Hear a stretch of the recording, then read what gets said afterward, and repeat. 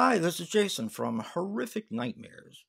This is going to be my top five for May. Um, you all know how I do this. I do a top five of first time watches. I'll let you guys know how many movies I watched in the month. I also have two honorable mentions. And lately I've been talking about something a little different, whether it be from another genre or something that's impressed me that I watched during the month. Now, in the month of May, I watched 79 films and one that I do not own, and that is a Paul Naschy documentary called The Man Who Saw Frankenstein Cry. It was a fantastic documentary. Unfortunately, it's a little too expensive right now to pick up. Sorry about that. Losing my voice. Um, so I've been on a bit of a Paul Naschy kick, and I did watch that documentary, and it is available on YouTube if anyone wants to see it. It's called The Man Who Saw Frankenstein Cry. If you are into Paul Naschy, I definitely recommend it. All right. Now, this is my other. It's going to be the Tales from the Crypt, the complete series. Now, I've had this for a while, and I actually binge watched the entire series with Joe this month.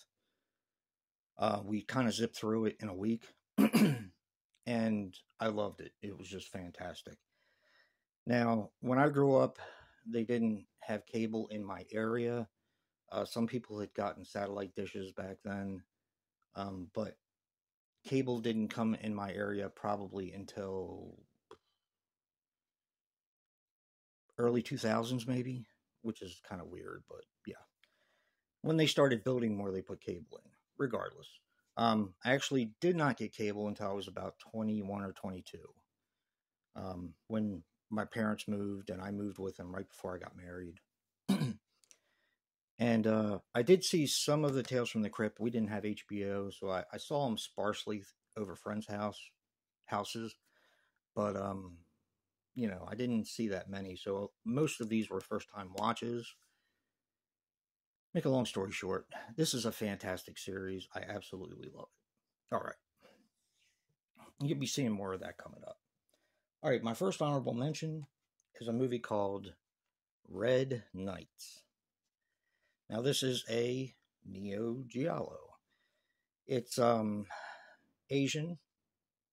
Well, it's not just an Asian film, but it has Asian actors in it. It also has American, Australian, everything. It's a fantastic film. Wasn't sure really what to expect. It has been released through Breaking Glass Films. Some of their movies are decent. Some of them are, eh.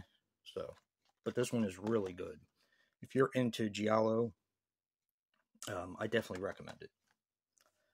Okay, my second honorable mention may take some people by surprise, and that is The Blood on Satan's Claw. I have never seen this, and one of the reasons why I did watch it is because I had been watching all the Hans VR's, the Severin folk horror box set, and I made it through most of those. And they list specifically three folk horror that kind of paved the way. One of them being The Wicker Man, of course. The other being The Conqueror Worm, also known as Witchfinder General, which I've seen several times, and this one, which I had never seen. So I watched it, and it's fantastic. I have watched a lot of good movies this month. So, yeah, let's get right into my top five. This is Blood on Satan's Claws, my other honorable mention, which is a fantastic film. Okay, coming in at number five is going to be The Invisible Maniac.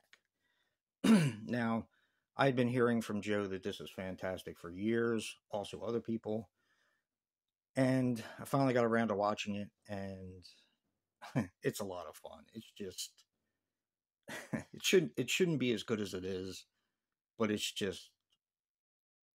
a ton of fun. Yeah, The Invisible Maniac. I don't really know what else to say about it. It's just fun. It's a fun movie. All right, one that really took me by surprise.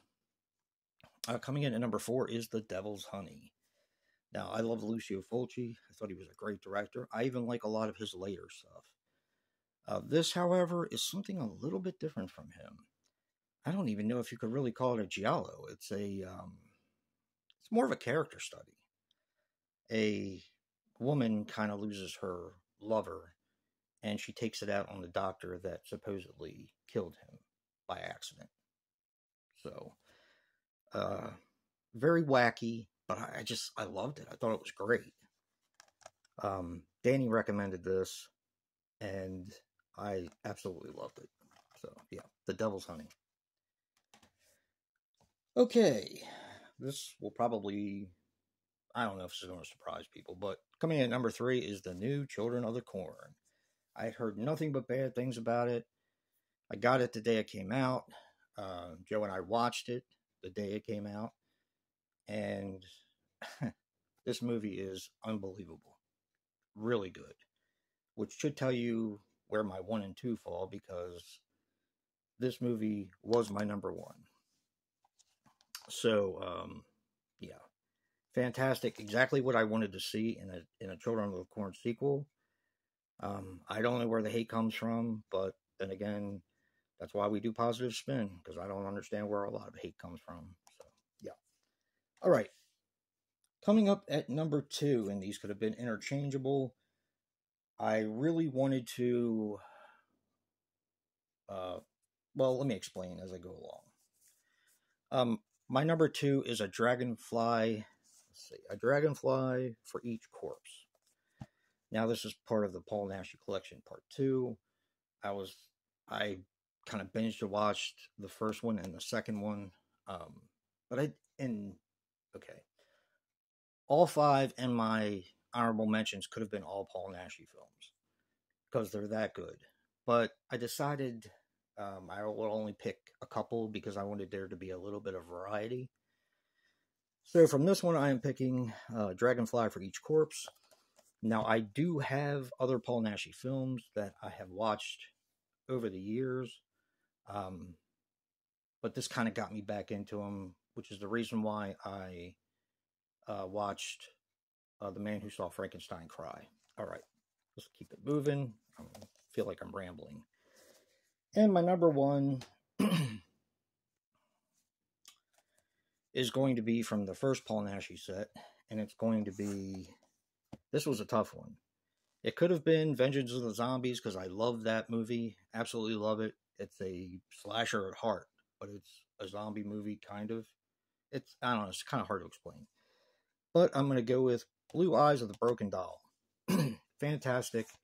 I love giallo films, and the 2 I picked from Paul Naschy just happened to be the 2 giallos that were on the packs. I thought they were done incredibly well. A lot of people don't seem to care for a dragonfly for each corpse. Maybe it's too simple, but I didn't think it really needed to be all that complicated.